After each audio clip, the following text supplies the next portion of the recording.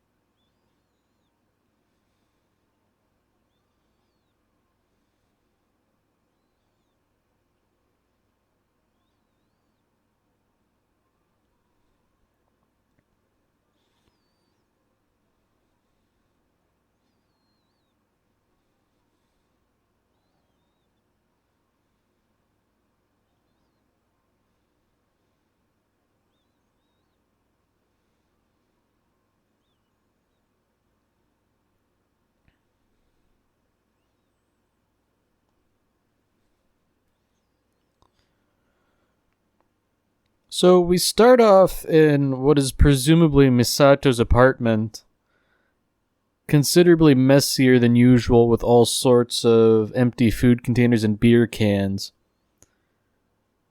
And she just seems to be listening to Kaji's last message on repeat. Ironically, Kaji's message is telling her to keep moving ahead, which she's really not doing. Gotta feel bad for her. It can't be something that's easy to deal with.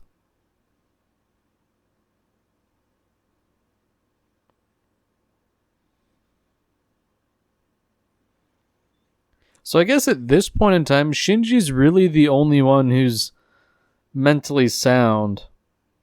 And that is, of course, a highly relative term.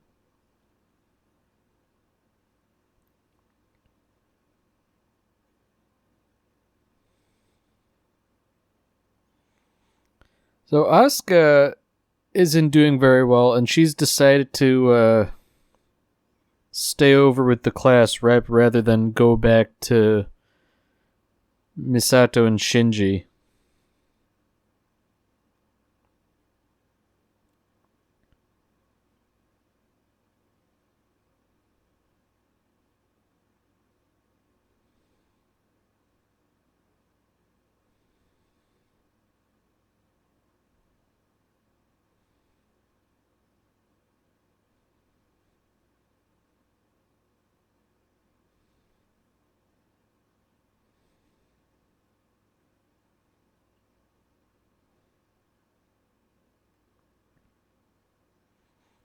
So once again, Asuka's going off on a little tirade about how she hates everything, but herself more than anything else. Hikari tries to, I guess, gently guide her thinking away from that line of thought, but it doesn't seem like she's really doing much.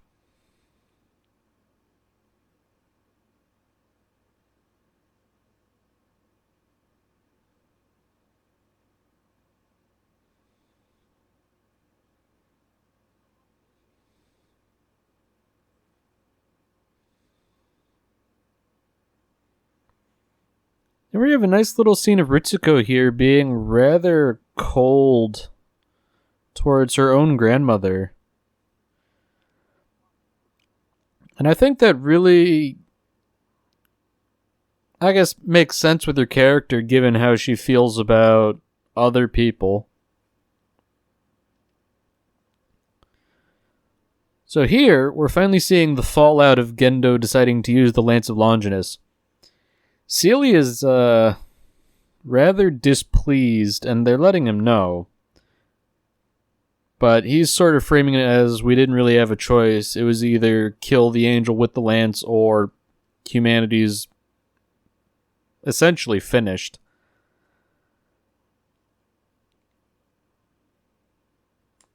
At this point, Seely's making it pretty clear to the viewer that they're basically expecting Ikari to double-cross them.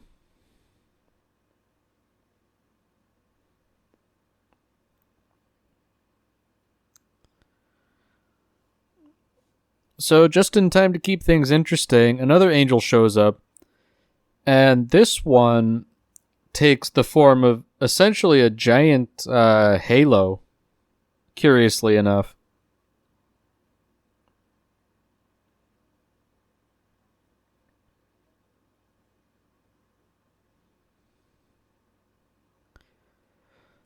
So despite everything that's been going on, Asuka's still piloting, despite her reluctance to do so. Here we finally get a good look at the angel, and upon closer inspection, it's not just a halo, it's a sort of a double helix, which is some symbolism I find interesting, especially given how much I love Gurren Lagann.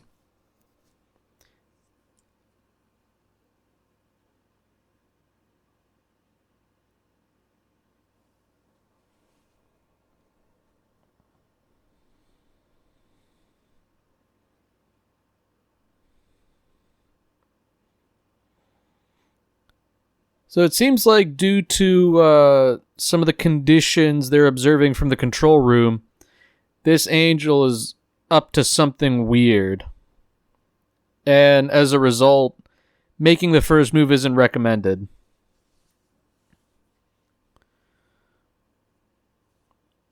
So this angel appears to be similar to the one that usurped Unit 3 in that it's now starting to invade Unit 0 forcibly.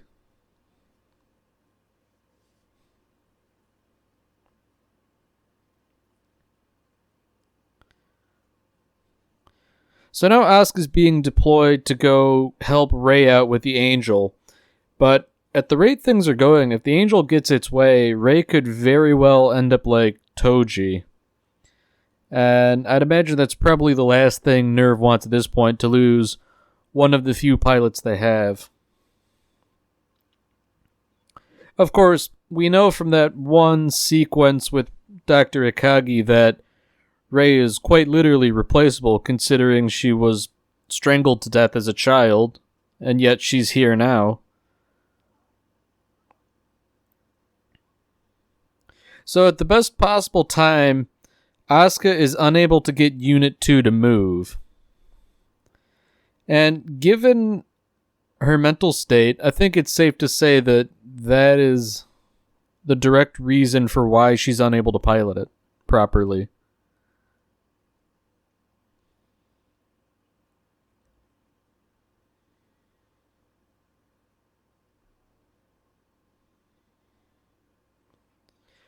So now things get really bizarre here. Rei is sort of having a talk with the angel, and the angel takes on a form that looks identical to her.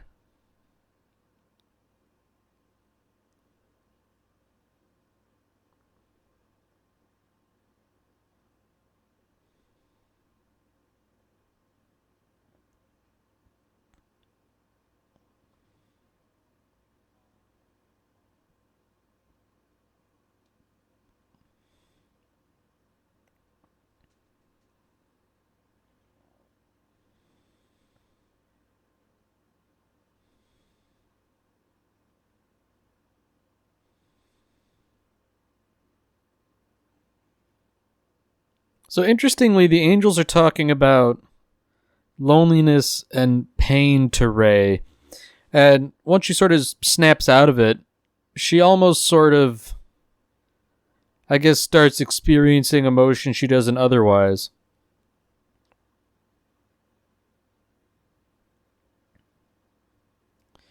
So things are getting considerably worse for Ray.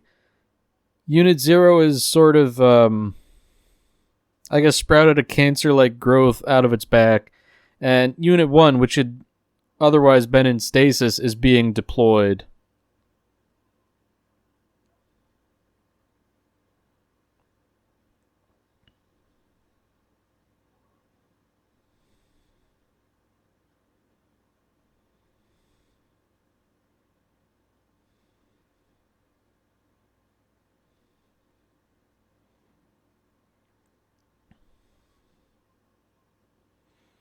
So it seems like this angel really isn't to be messed with.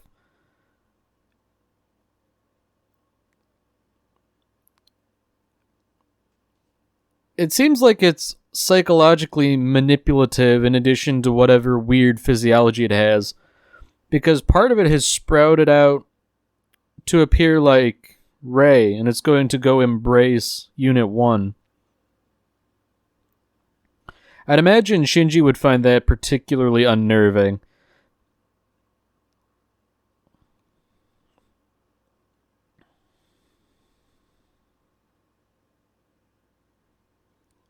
So now Rei has decided to act.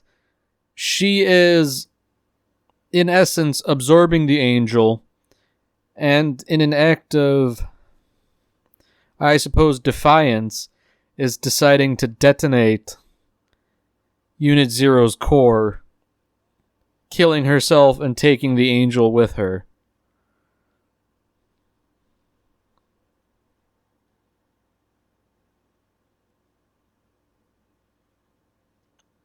And interestingly enough, right before the Eva explodes, it briefly appears as Rei herself with that halo above her head. Very interesting.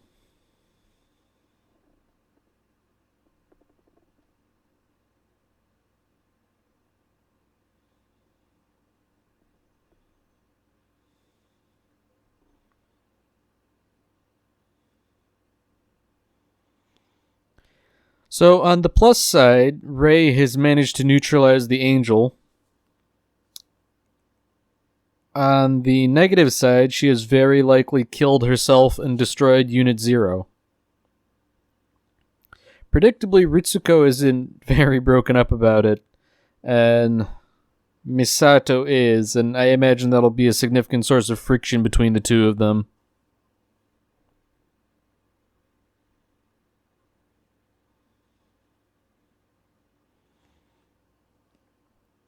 So NERV is now sending a recovery team. They found the entry plug, and Ritsuko, who's there on the front lines, is deciding to classify everything they've found and, destroy all traces of it.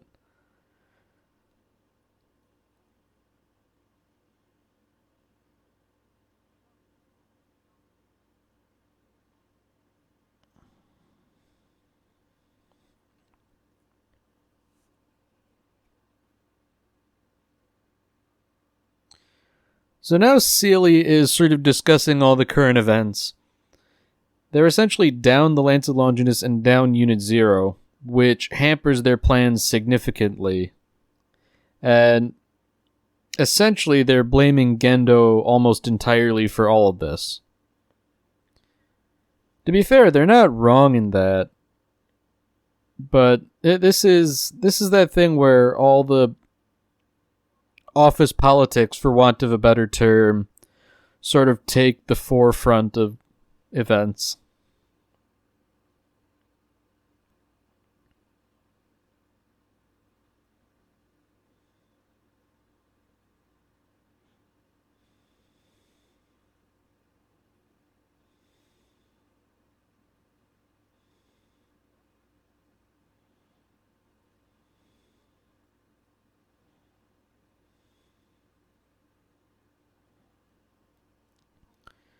So Shinji and Misato have a small episode here where they're unable to properly relate to each other,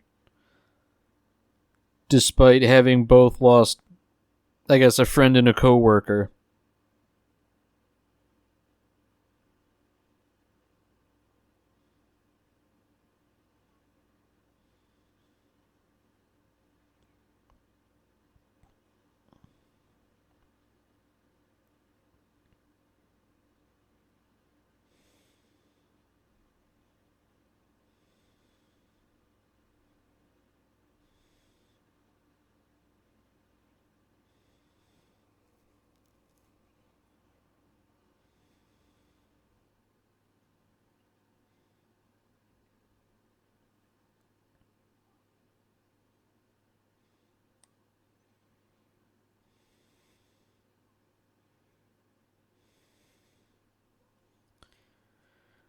So based on that phone call Misato received, it seems as though they've discovered that Rei survived. Both Misato and Shinji are, I guess, understandably happy about that. Now, interestingly enough, Rei's injuries here, I believe, are identical to the injuries she was presented as having in the first episode.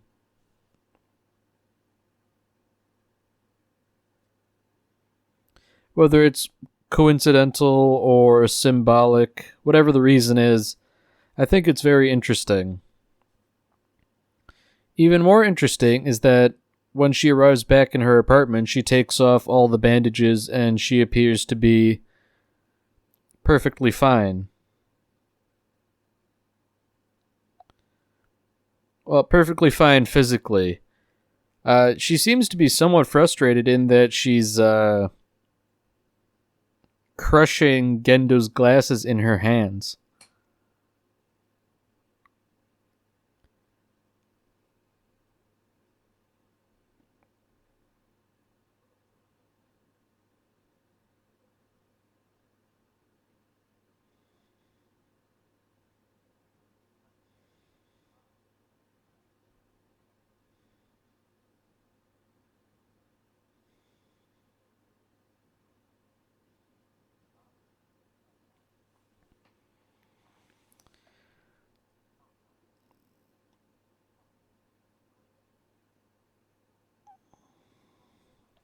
So it seems like Gendo is concerned that Seely might find it suspicious that Rei lived. So he's sort of distracting them with Ritsuko, who's brought in front of Seely.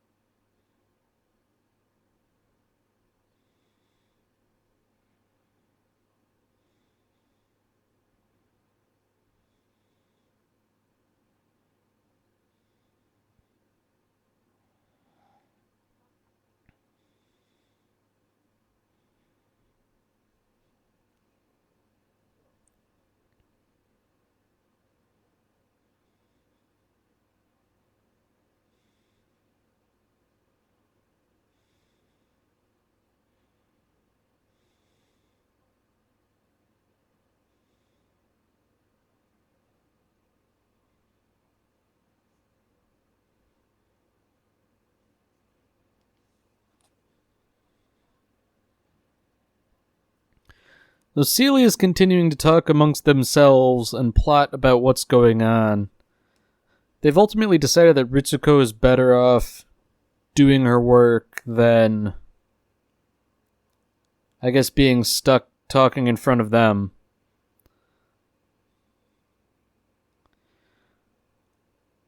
Now, interestingly enough, Ritsuko called up Shinji and told him to meet her somewhere. Unfortunately, things have taken a bit of a turn here. So similarly to how she did it with Kaji, Misato's put a gun to Ritsuko's back and is telling her to spill everything she knows.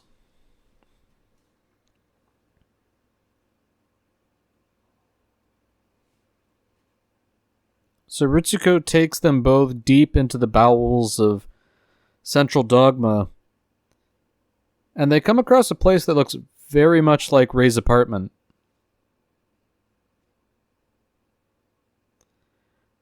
Ritsuko says that Rei was born here. So it seems like we're finally getting to the bottom of what precisely the deal is with Rei. Before that, we're taken to what is essentially a graveyard.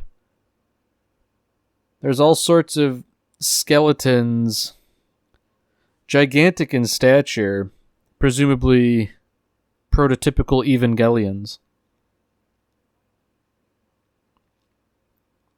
Ritsuko's pretty callous here about how she's addressing Shinji, especially in regards to how his mother died.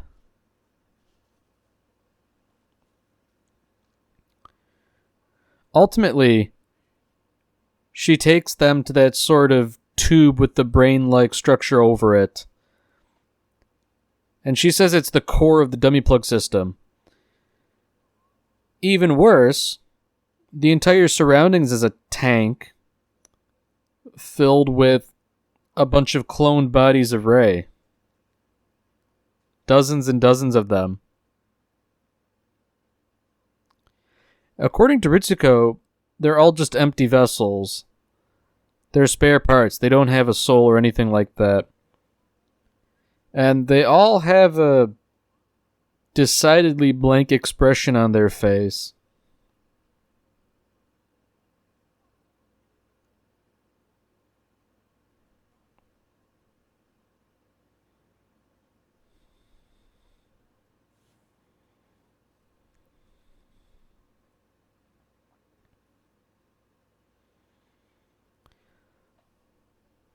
So Ritsuko finally drops the bombshell.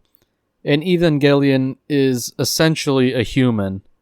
They have a human soul bound within it to get it to work. And I guess as a final act of petulance, Ritsuko destroys all of those clones of Rei. And they all just sort of dissolve and break up into meaty chunks.